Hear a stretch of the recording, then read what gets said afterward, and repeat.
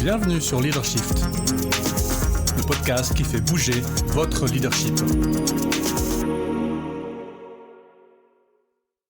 Bonjour, c'est Vincent, bienvenue dans un nouvel épisode de Leadershift. J'espère que vous allez bien en ce début d'année. Et je me suis dit début d'année, on a parlé de santé la semaine dernière. On va aborder un sujet sur lequel je travaille moi-même, pour moi, qui est la raison d'être professionnelle. Vous avez peut-être déjà entendu parler de ça par notre inénarrable Chief Why Officer, on pourrait l'appeler, Simon Sinek, qui parle, lui, de personal purpose, ou de personal why, mon pourquoi professionnel, ma raison d'être professionnelle, mon ambition professionnelle, on peut aussi dire. Je préfère le terme de raison d'être parce qu'ambition peut être confondu avec l'ambition, disons, de grimper ou de progresser, alors que là, c'est plutôt une raison d'être. Pourquoi est-ce que j'existe en tant que professionnel ? Alors, c'est quoi une raison d'être professionnel ? Eh bien, c'est une phrase qui décrit sa propre vision ultime de son utilité professionnelle. Donc, une phrase qui décrit sa propre vision ultime de son utilité professionnelle. À quoi je sers professionnellement ? Pourquoi en avoir une ? Pour se motiver. Parce que avoir quelque chose d'écrit que je connais, ça ne veut pas dire que je l'écris sur les murs, mais ça me permet de me motiver, peut-être un jour où je suis un peu en dedans, un jour où j'ai une difficulté, où j'ai un collaborateur ou quelqu'un avec qui ça marche pas bien, et bien voilà, je peux revenir à cette espèce d'ancrage professionnel qu'est la raison d'être professionnelle. Donc, ça sert à se motiver, ça sert aussi comme aide à la décision, pour trier les opportunités. Quelqu'un me propose de X, Y, quelqu'un me propose d'aller dans une autre entreprise, d'avoir un autre rôle, un autre job, eh bien je peux utiliser ma raison d'être comme facteur de tri, et ça permet, j'en ai un petit peu parlé juste maintenant, de consolider sa confiance en soi. Est-ce qu'elle va changer, cette raison d'être professionnelle ? Alors, oui mais non. Alors évidemment, si vous avez 18 ans, elle n'est pas encore très claire. Pourquoi ? Parce que les éléments qui vont vous servir à construire cette raison d'être professionnelle vont vous apparaître beaucoup plus clairement avec le temps. Vous allez finir par savoir dans quelle situation vous êtes bon, dans quel type de job vous êtes à l'aise. Donc, au début, ça peut bouger beaucoup, mais au bout d'un moment, elle devrait converger. Il devrait y avoir un phénomène de convergence et ça devrait vous apparaître comme quelque chose d'assez évident. Quand vous l'aurez trouvé, ça doit être une espèce de « bah oui, c'est logique, c'est évident ». Alors, ça ne veut pas dire que s'il y a une rupture, c'est que vous êtes pas fidèle à vous-même. Il peut y avoir des ruptures, évidemment, dans la vie professionnelle comme dans la vie privée. Ça veut juste dire que cette rupture-là, professionnelle, est peut-être profonde. Et que donc, il faut peut-être changer de raison d'être professionnelle. Pourquoi est-ce que c'est le cas ? Parce que la raison d'être professionnelle, c'est l'adéquation optimale entre soi et la réalité du marché, et un besoin exprimé par un environnement professionnel. Donc s'il y a une rupture, c'est soit que le marché a changé, donc il faut que je change ma raison d'être professionnelle, soit moi j'ai changé, et donc il faut que je change ma raison d'être professionnelle. Donc on peut en changer de raison d'être professionnel. Mais, disons, ça doit être quelque chose qui vous accompagne pendant un certain temps dans votre vie professionnelle. Alors comment elle s'articule ? Alors là je reprends ce que dit Simon Sinek. Core Action, Impact. Donc une action centrale qui est en fait le reflet de soi, dans quoi on est bon, à quoi on sert, quelles sont nos forces. Qui mène à un impact. Plutôt positif, si possible, donc un impact sur la réalité du marché. Donc je fais quelque chose pour quelque chose. Je fais quelque chose. Alors, souvent, c'est pas une question de mode, mais je crois que c'est une question de prise de conscience. L'impact sur le marché devrait être plus large que simplement, je sais pas, vendre des produits ou avoir une grosse voiture. Enfin voilà, on est quand même dans quelque chose de plus large, une responsabilité sociale, une responsabilité environnementale, une responsabilité humaine, quelque chose qui peut vraiment faire une différence. Ça, c'est un mot qu'on n'utilise pas beaucoup en français. Mais make a difference en anglais, c'est quand même très, très, très commun. Beaucoup de gens disent « I want to make a difference », je veux apporter quelque chose. Donc, En fait, cette raison d'être professionnelle, elle permet de résumer ce que vous apportez. Comment vous make a difference. Comment vous faites, vous, la différence. Alors, quelles sont ces caractéristiques? À quoi on reconnaît une bonne ou une mauvaise raison d'être? Elle doit être brève. C'est une seule phrase. Et je suis assez d'accord avec ça. Moi, je vous en lirai quelques-unes après. J'ai pris des exemples. Bon, il y en a qui sont américaines, pompeuses, grandiloquentes. Moi, je préfère quelque chose de plus court, de plus impactant, de plus solide. Donc bref, 2, il faut que ça soit représentatif et authentique. Ne tentez pas le truc pompeux qui vous correspond pas. Parce que ce serait dommage, c'est une opportunité ratée, et puis en fait vous y croirez pas, puis vous l'utiliserez pas. Donc quelque chose de représentatif, d'authentique. Troisième chose, alors c'est une forme déclarative, hein, c'est pas une question. Hein, la raison d'être professionnel, c'est une déclaration, quelque chose que je dis, que je fais, et que je n'ai aucun problème à défendre finalement. Quatrième caractéristique, il doit y avoir une espèce de constance.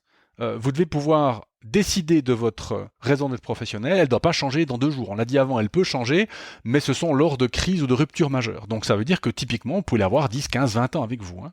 Donc ça doit être une espèce de ligne de force qui traverse votre carrière professionnelle. Et donc c'est pour ça que, quelque part, de regarder dans la direction de votre ligne de vie professionnelle, en disant mais je viens d'où? Vous regardez en arrière, qu'est-ce que j'ai fait? Pourquoi je l'ai fait? Pourquoi j'étais bien? Et maintenant je vais me projeter vous. Vous voyez cette ligne professionnelle, eh bien c'est une expression de votre raison d'être professionnel.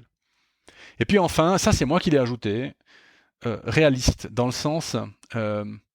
alors oui, vous pouvez écrire comme raison d'être professionnel, que vous allez résoudre les problèmes du monde et puis rendre tout le monde heureux, mais ça risque d'être difficile d'y croire, donc quelque chose de réaliste, quelque chose où vous avez l'impression vraiment de pouvoir le faire tous les jours et d'être motivant pour vous et pour les autres. Donc, une phrase brève, représentative, déclarative, constante, réaliste.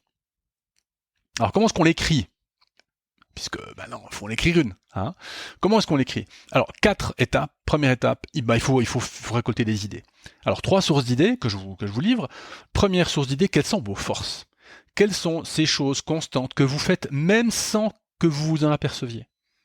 C'est des choses que vous faites qui sont devenues tellement automatiques que les autres gens vous disent mais tu fais ça comment? Puis vous dites je sais pas, je le fais. Ça c'est une force, hein. C'est quasiment devenu une espèce d'instinct, de réflexe. Donc quelles sont vos forces? Quels sont vos besoins? Qu'est-ce que vous avez comme besoin dans la vie, en général, et dans la vie professionnelle en particulier? Autre source d'idées, quelques questions. Quand est-ce que vous êtes au mieux de votre forme? Quand est-ce que vous êtes au plus mal? Du coup, ça vous permet par contraire de trouver quel est le purpose, la raison d'être. Qu'est-ce qui vous passionne? Quand est-ce que vous vous sentez le plus énergique? Quel est l'objectif principal de votre rôle, de votre fonction? Hein? Pourquoi est-ce que c'est important?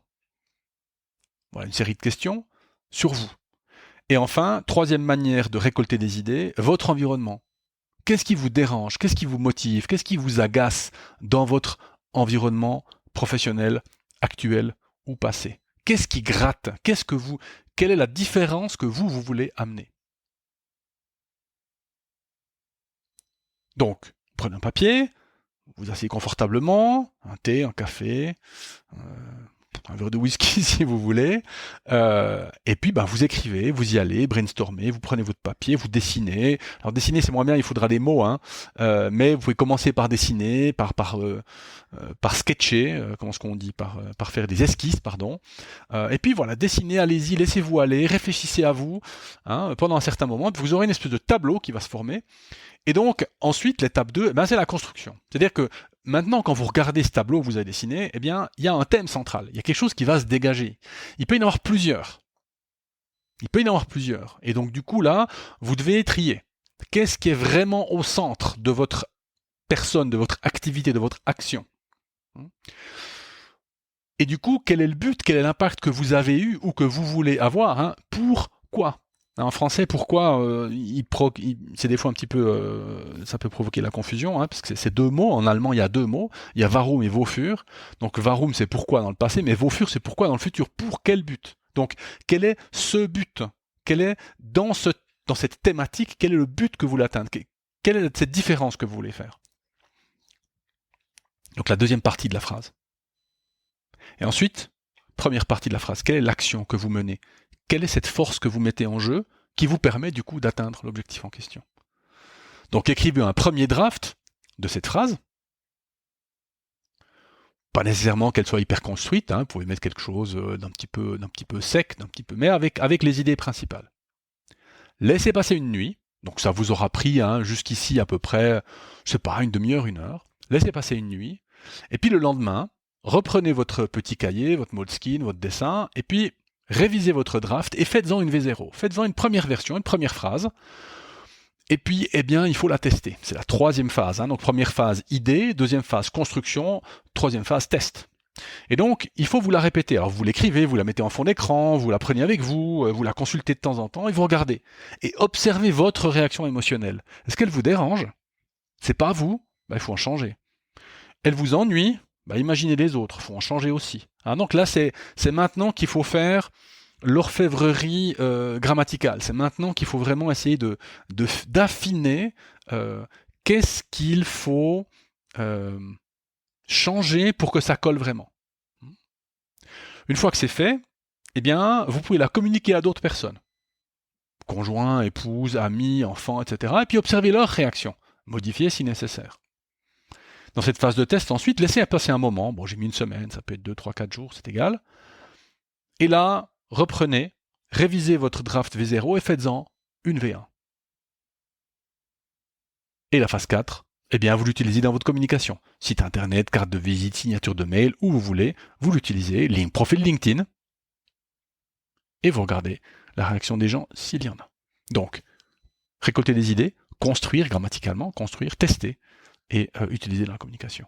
Alors, quelques exemples. Laisser un impact positif sur la vie des gens afin qu'ils puissent réaliser leur véritable potentiel. Relativement bref. On ne sait pas comment la personne laisse un impact positif sur la vie des gens. Alors, peut-être que ça vaudrait la peine là de préciser.